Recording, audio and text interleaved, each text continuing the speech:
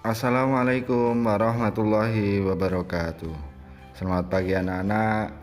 Pada kesempatan ini kita kembali belajar tentang fikih, yaitu pembahasan tentang belajar bertanggung jawab setelah balik bagian yang kedua. Sebelumnya, ingatkah kalian pada pembelajaran sebelumnya kita sudah belajar tentang belajar bertanggung jawab setelah balik? Apa saja tanda-tanda balik? Mari kita ingat kembali sebentar. Tanda-tanda balik yang sudah kita belajar diantaranya yang pertama yaitu haid untuk anak perempuan yang berusia minimal 9 tahun. Yang kedua itu ihtilam atau mimpi basah. Yang ketiga yaitu mencapai usia 15 tahun Hijriah.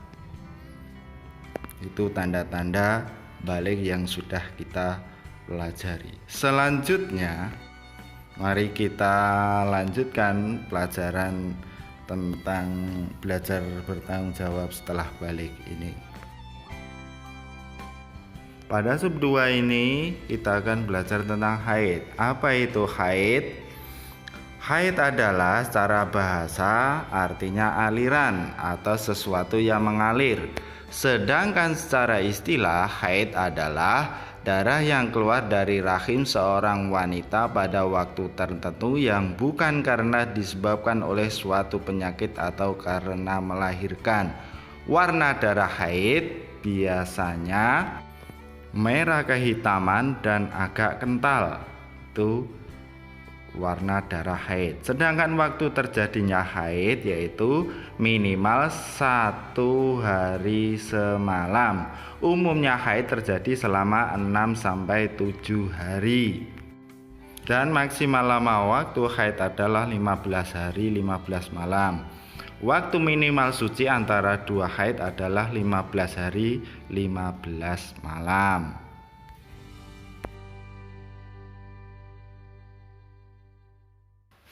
Bila seorang anak perempuan darah yang keluarnya itu kurang dari masa minimal haid atau lebih dari masa maksimal haid disebut sebagai darah istikhadah. Darah istikhadah adalah darah yang keluar dari kemaluan wanita di luar kebiasaan haidnya atau di luar waktu haid, serta bukan disebut karena melahirkan. Jadi dapat kita simpulkan bahwa istikhadah terjadi dalam kondisi yang pertama, darah keluar dalam waktu kurang dari 24 jam, darah keluar dalam waktu lebih dari 15 hari 15 malam. Yang ketiga yaitu darah keluar sebelum 15 hari dari masa suci haid sebelumnya. Itu darah istikhadah.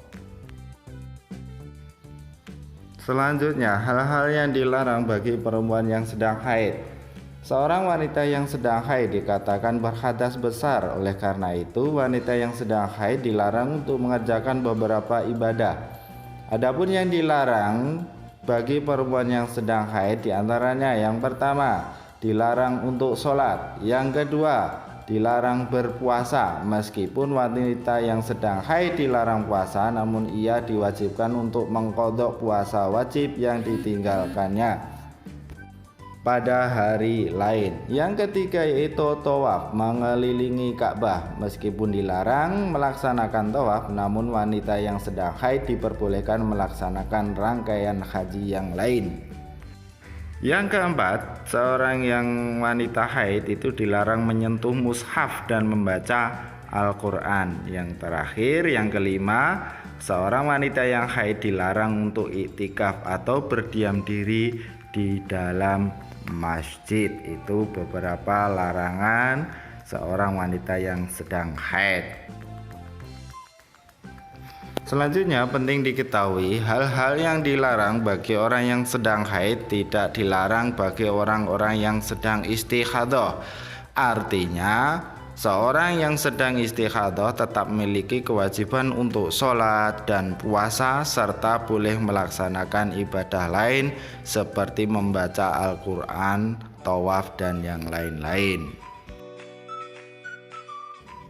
Sebab selanjutnya yaitu mimpi basah atau ihtilam.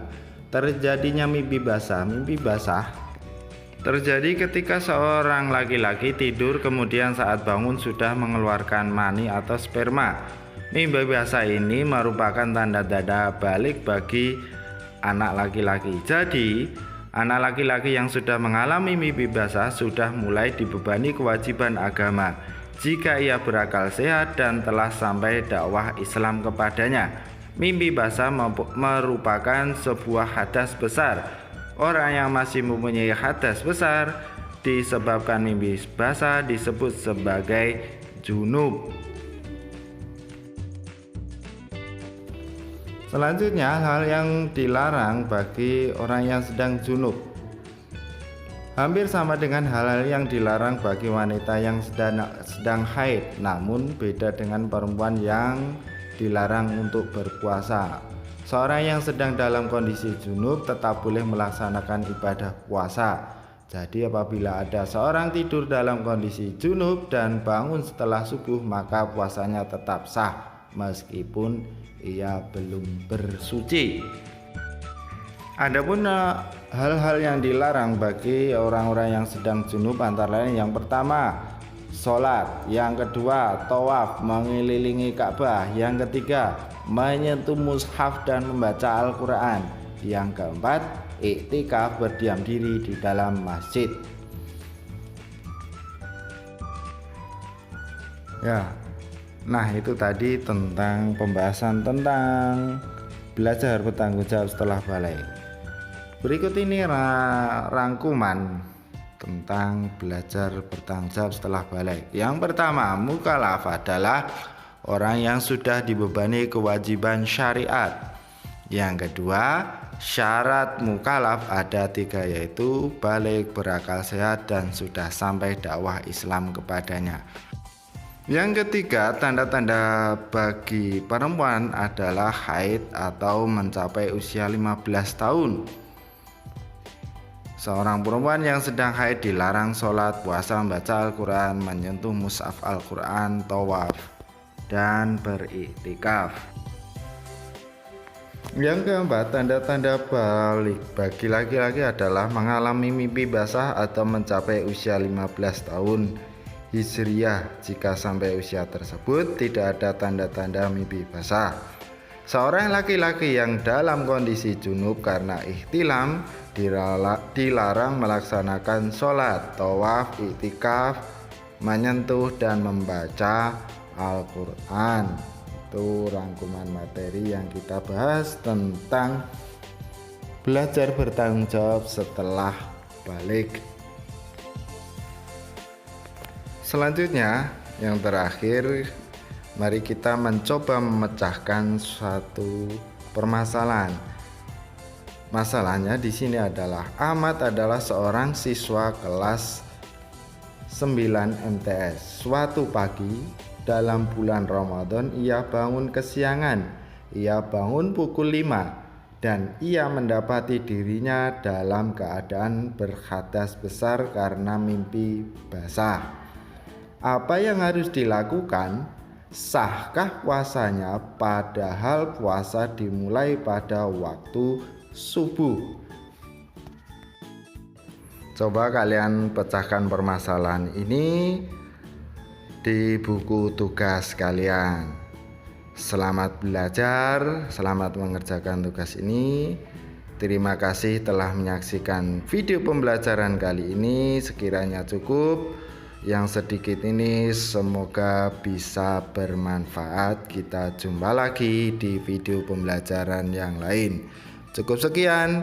Wabillahi taufiq wal hidayah. Wassalamualaikum warahmatullahi wabarakatuh.